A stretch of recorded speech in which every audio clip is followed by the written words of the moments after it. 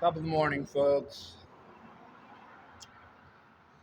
I am at the Dunkin Donut here on Chapman Highway, just across the Tennessee River from Knoxville.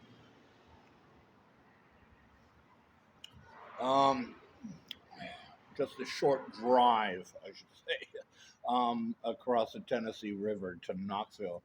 Um, this October 28th morning. Um, trying to wake up. This is actually a very progressive sort of Dunkin' Donuts that they have built here. I guess to accommodate the new housing developments that are all along the hillside here, um, and just on the riverbank um, down there by the Henley Bridge. That has also been renovated here that leads to the University of Tennessee campus. Um, it's kind of cool. I have not seen this sort of Dunkin' Donut design anywhere in the country, and yeah, it's interesting. You got like a shelter here outside. It's sort of a patio of sorts. And yes, I did check the table here before I sat down and had breakfast. For they did clean the cum off of the table here. That whatever boy slash man put it there. The tables have been cleaned here. They've been bussed, shall we say? So there's no cum on these tables. Um, but it's the design here is interesting. You got this like outdoor patio here, um, which is kind of cool, and they have fans overhead that they keep spinning. Even this late in October. And also now inside you got your drive-through. Now inside there's the dining room, which is open here on Chapman Highway, and one of the few indoor dining rooms that are open along Burger Boulevard here. Outside of Shoney's and Arby's across the street, um, every dining room here is closed. From Burger Boys at the top of the hill through Wendy's, Pizza Hut, Burger King, McDonald's, whatever. All the dining areas inside are closed. So I ought to be grateful, you know. Ah, this late in October, a year after vaccines. In any case, I would like to talk about the drive home. Um, you've heard me over the years and throughout the country complain about this, complain about that, complain about this, complain about that.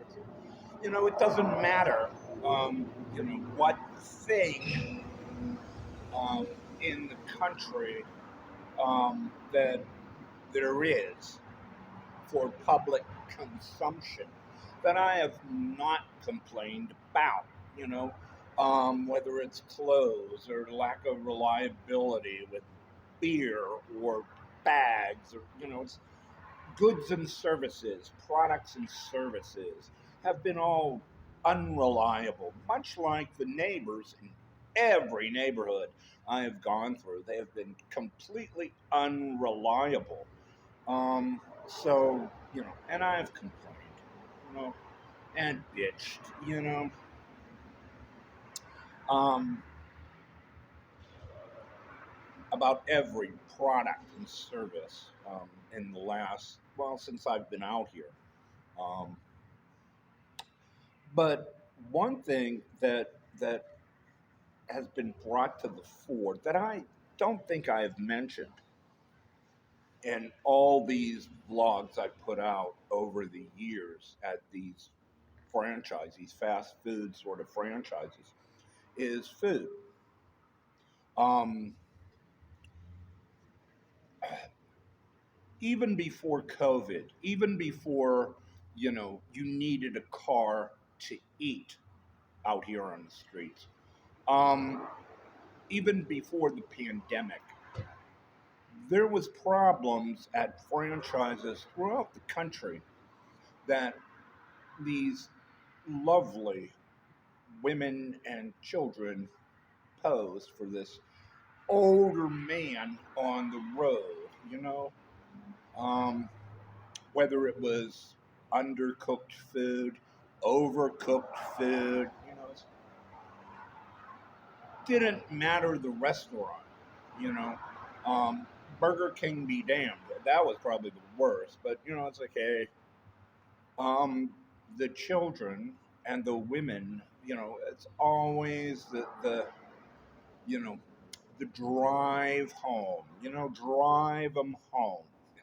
Give them bad food. If not bad food, give them bad service. You know, he'd enjoy my cooking.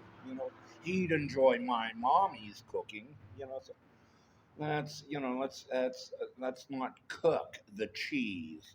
Let's not.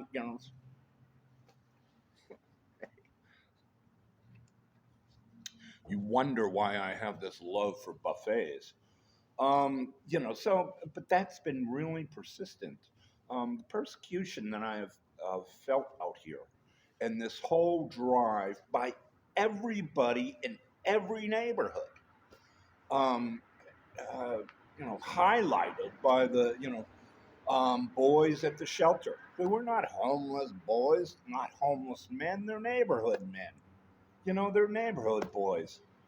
They'll act homeless, like how many black women sleeping in bus shelters until 8 o'clock when their old man picks them up and they go home.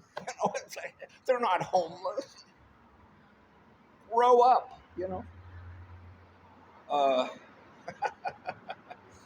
so everything's been a push or drive home. I've talked about car culture and, the love of the automobile, and that's only part of it. That's only part of it. What if you don't have a car and you're still a neighbor? And have to take the bus. Well, what the neighbors do is they open the windows in the middle of December in Connecticut, while you're on the bus. They destroy bus shelters where mother cannot even sleep at night, it's because of the wind going through us.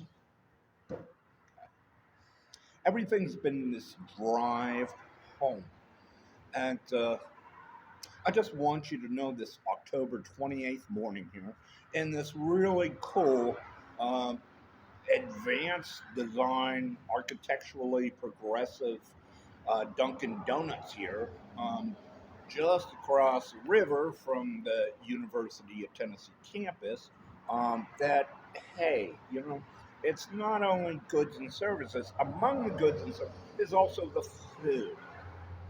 It's also the edibles. It's not only the booze. It's also the edibles, the foods, burgers, fries, whatever.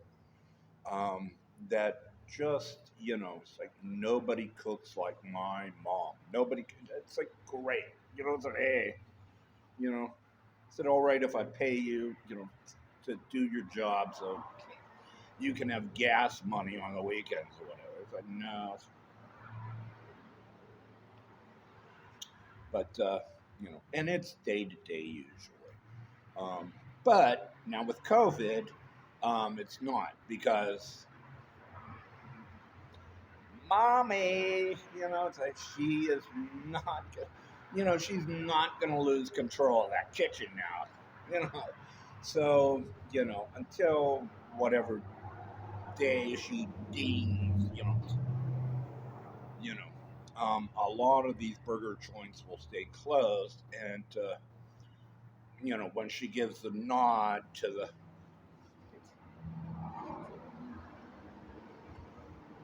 her man to open up these joints, and the kids will take over once again, and bad food. I once had for years on the road in whatever franchise, whatever city, um, will take over once again, and I'll be under the smell of bleach, I believe it is. This is what the boys are using in these franchises. As I try to sit and have a meal, somehow they need to clean the floor with bleach, and it's like 100% bleach, 0% water, so they don't cut it. So you get full on smell as you trying to eat this burger or that fry or this Diet Coke, you know. Um, so they'll be back, I'm sure. There's always next year. Hey, hold out hope. And as Jesse Jackson once said, keep hope alive. This is all you got sometimes. Hey, from the road.